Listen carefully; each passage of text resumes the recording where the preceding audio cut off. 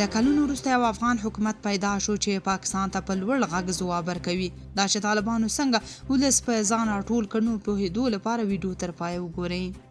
خبریال سمیع یوسفزي لیکلي د افغانستان او پاکستان اړیکې چې تل د بې باورۍ، امنیتي اندېښنو او سرحدي شخړو له سیوري لاندې پاتې شوې، په وروستیو میاشتو کې یو ځل بیا د ترنګلتیا نوې کچې ته رسېدلي دي.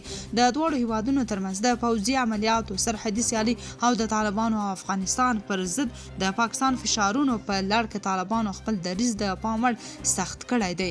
دغه بدلون د کورني او سیمهییز سیاست لپاره د بحث مهمه موضوع ګرځېدلې ده. د افغانستان سخت او بې سابقه غبرګون، طالبانو د پاکستان د هوایي او توغندیزو بریدونو په بدل کې سمدستي توند او ښکاره غبرګون وښود. د دوی لامیو کې د پاکستان غوښتنې رد شوې او له هغه هیواد سره په ملي لهجه خبرې وشوې، هغه ډول لهجه چې د افغانستان پخوانیو حکومتونو ډېره کمه کاروله. سیاسي څېړونکي باور لري چې د طالبانو اوسنی موقف د افغانستان په رسمي سیاست کې یو نوې قومي نغمه راپورته کړې ده. تر دې وړاندې د کمیونستي حکومتونو، مجاهدینو د ثباته دولت او د کرزي غني د 20 کلن جمهوریت په دوران کې پاکستان پر وړاندې دومره سختې خبرې د دولت له لوري ډېرې نه اورېدل کېدې.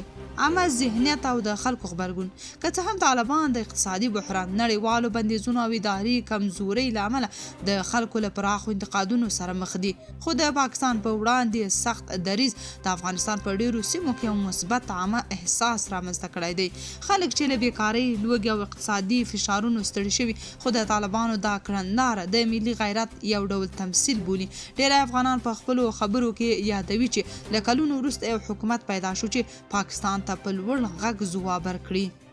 د پایلې په توګه ویلی شو چې طالبان د پاکستان پر وړاندې د خپل نوې سخت دریځۍ له لارې د افغانستان په کورني سیاست کې یو ډول ملي احساسات راویښ کړي دي.